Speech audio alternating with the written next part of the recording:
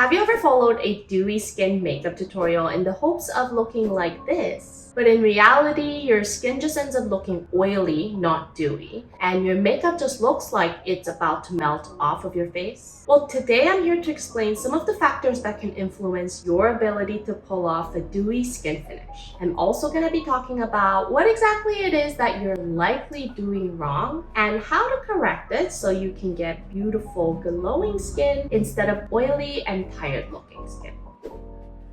Okay, let me first start with talking about the facial features that can make a person especially suitable for dewy skin. And there's two specific things I want to talk about: the curvature of your frontal cheeks and the visual weight of your facial features. They kind of work hand in hand, and I'll explain what I mean by that using Renée Zellweger and Chrissy Teigen as examples. I brought up Renée as an example in my Don't Wear Bold Makeup video, and in that video I explained that Renée has pretty small and hooded eyes where even if she wears a lot of eye makeup, it's not really all that visible to our eyes, and more makeup just ends up making her eyes appear more closed off. She also has a bit of a narrow mouth and a very unique shape to her lips that naturally draw quite a bit of attention, so a bold lip color tends to draw too much emphasis to the lower part of her face.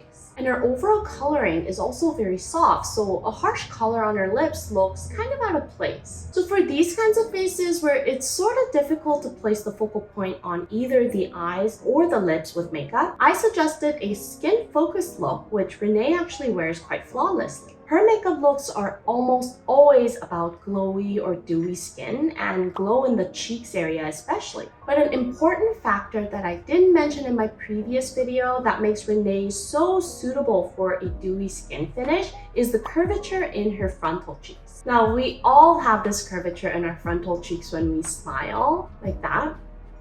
But faces like Renée's have that natural curve even when the face is still. And if you think about what a dewy skin finish actually does to the face is that it catches the natural light that's shed on the skin and it reflects it. And where the light gets reflected naturally in your face is where the curves of your face are. So naturally, if your face has more curvatures, then a dewy finish in the skin is going to enhance those curves more. Chrissy Teigen is a similar example where she has very defined curves in her frontal cheeks, and the visual weight of her features and especially her eyes is on the lower side. And instead of wearing heavier eye makeup to draw more emphasis to the eyes, she actually enhances the curves of her face using a dewy skin finish, and she really plays up those curves to make the glowy complexion of her skin the most highlighted feature of her face. And I think this is something that we can all learn from, because oftentimes we are so fixated on what's wrong with our faces. You know, even with my clients, I ask them to fill out a short survey about themselves and what they think are their best and worst features. And a lot of the times I see so many clients explaining a lot more in depth about the features that they don't like about their faces, whereas explanations about their favorite features are usually very concise and brief.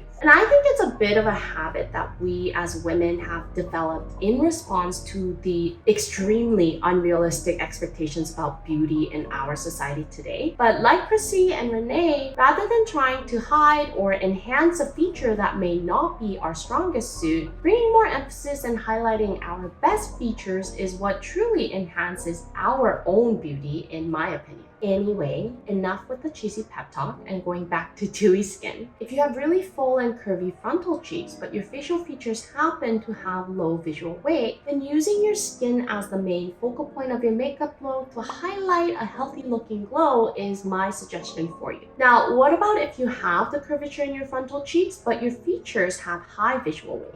And this brings me to my second point, which is not necessarily a feature that you have, but something that you are likely doing wrong with your makeup. If we look at Vanessa Hudgens, she has those curves in her frontal cheeks, like I explained in my previous point, but her facial features also have very high visual weight within her face. And here is where the harmony of your makeup style comes in. Vanessa definitely looks really great with dewy skin, but there's certain looks where her skin doesn't really appear dewy, but it looks more oily. And that's because the texture or the style of her eye and lip makeup don't really match the dewy finish in her skin. If we compare these two photos, for example, the more natural and glowy finish in the eyes and lips have a far more of a harmonizing effect with the dewy skin than really dark and bold styles of eye and lip makeup. Colors are also something you should be mindful of when you're using a dewy skin finish. The purpose of a dewy skin finish is to give you more of a natural and healthy, fresh-looking glow, right?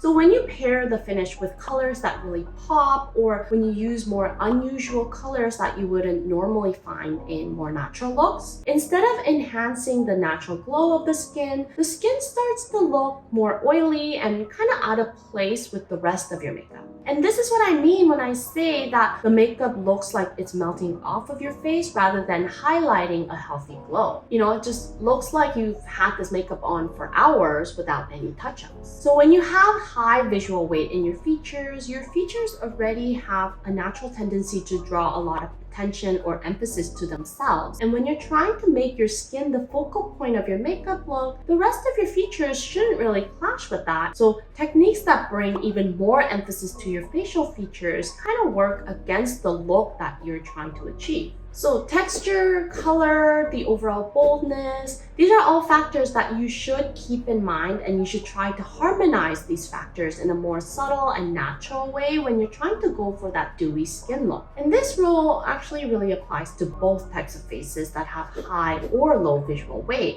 So even if your features have low visual weight, having that consistency in the texture and the overall style of makeup across all of your features is gonna make your look more harmonious and cohesive in general. It's just that if your features have higher visual weight, then the makeup that you use on those features will be a lot more noticeable. So the overall harmony is especially crucial for you if your features have high visual weight. Okay, so how about faces that lack the curvature in their frontal cheeks? As you might have guessed, matte finishes are a little better suited for these kinds of faces, but that's not to say that you cannot wear a dewy finish in your skin. And this brings me to my next point, which is the placement of the glow or the highlights.